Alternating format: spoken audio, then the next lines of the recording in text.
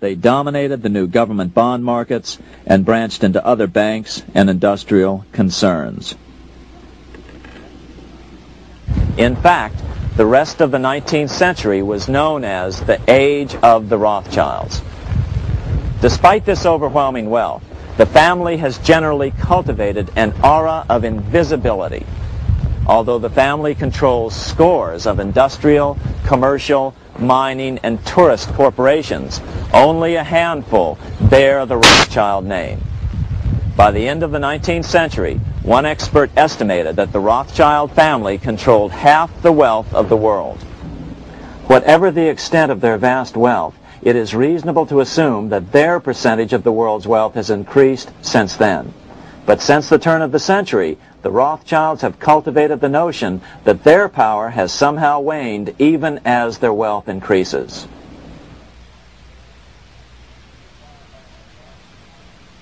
Meanwhile, back in Washington in 1816, just 1 year after Waterloo and Rothschild's alleged takeover of the Bank of England, the American Congress passed a bill permitting yet another privately owned central bank. This bank was called the Second Bank of the United States. The new bank's charter was a copy of the previous banks. The U.S. government would own 20% of the shares of the bank. Of course, the federal share was paid by the Treasury up front into the bank's coffers. Then, through the magic of fractional reserve lending, it was transformed into loans to private investors who then bought the remaining 80% of the shares. Just as before, the primary stockholders remained a secret. But it is known that the largest block of shares, about 1/3 of the total, were sold to foreigners. As one observer put it, it is certainly no exaggeration to say that the Second Bank of the United States was rooted as deeply in Britain as it was in America. So, by 1816, some authors claim the Rothschilds had taken control over the Bank of England and backed a new, privately owned central bank in America as well.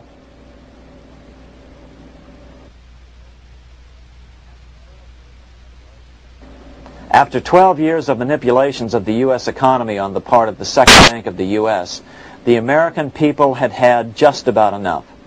Opponents of the bank nominated a dignified senator from Tennessee, Andrew Jackson, the hero of the Battle of New Orleans, to run for president.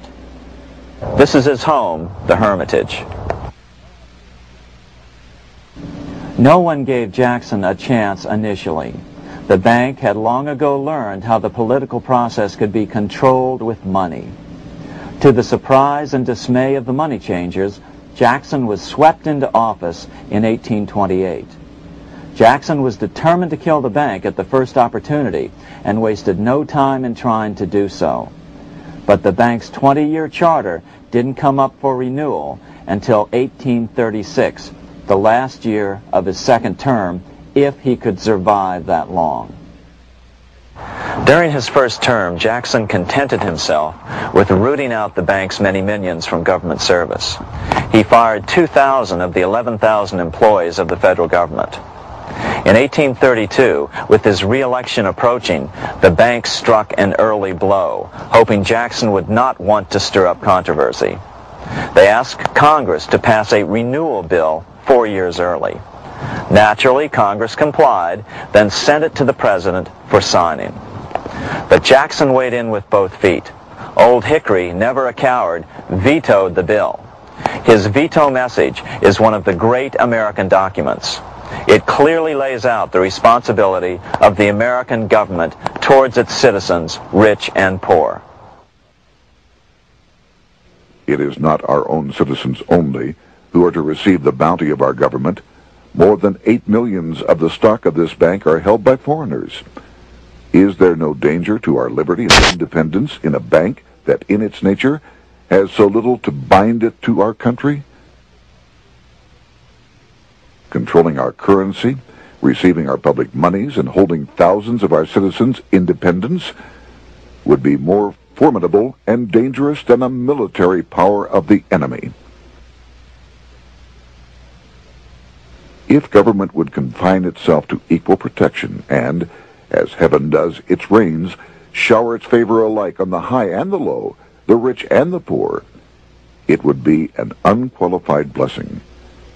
In the act before me, there seems to be a wide and unnecessary departure from these just principles. Later that year, in July 1832, Congress was unable to override Jackson's veto. Now Jackson had to stand for re-election. Jackson took his argument directly to the people. For the first time in U.S. history, Jackson took his presidential campaign on the road. Before then, presidential candidates stayed at home and looked presidential. His campaign slogan was "Jackson and no bank." The National Republican Party ran Senator Henry Clay against Jackson. Despite the fact that the bankers poured over $3 million into Clay's campaign, Jackson was reelected by a landslide in November of 1832. Despite his presidential victory, Jackson knew the battle was only beginning. "The hydra of corruption is only scotched, not dead," said the newly elected president. Jackson ordered his new Secretary of Treasury, Lewis McLean, to start removing the government's deposits from the second bank and start placing them in state banks. But McLean refused to do so. Jackson fired him and appointed William J. Duane as the new Secretary of the Treasury. Duane also refused to comply with the president's requests, and so Jackson fired him as well, and then appointed Roger B. Taney to the office. Taney did withdraw government funds from the bank starting on October 1st, 1833. Jackson was jubilant. "I have it chained. I'm ready with screws to draw every tooth and then the stumps." But the bank was not yet done fighting. Its head, Nicholas Biddle, used his influence to get the Senate to reject Taney's nomination. Then, in a rare show of arrogance, Biddle threatened to cause a depression if the bank was not rechartered.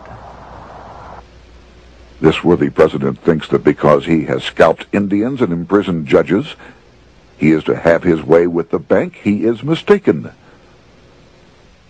Next, in an unbelievable fit of honesty for a central banker, Biddle admitted that the bank was going to make money scarce to force Congress to restore the bank. Nothing but widespread suffering will produce any effect on Congress. Our only safety is in pursuing a steady course of firm restriction, and I have no doubt that such a course will ultimately lead to restoration of the currency and the recharter of the bank. What a stunning revelation. Here was the pure truth, revealed with shocking clarity. Biddle intended to use the money contraction power of the bank to cause a massive depression until America gave in. Unfortunately, this has happened time and time again throughout U.S. history and is about to happen again in today's world. Nicholas Biddle made good on his threat. The bank sharply contracted the money supply by calling in old loans and refusing to extend new ones. A financial panic ensued, followed by a deep depression. Naturally, Biddle blamed Jackson for the crash, saying that it was caused by the withdrawal of federal funds from the bank. Unfortunately, his plan worked well. Wages and prices sagged. Unemployment soared along with business bankruptcies. The nation quickly went into an uproar.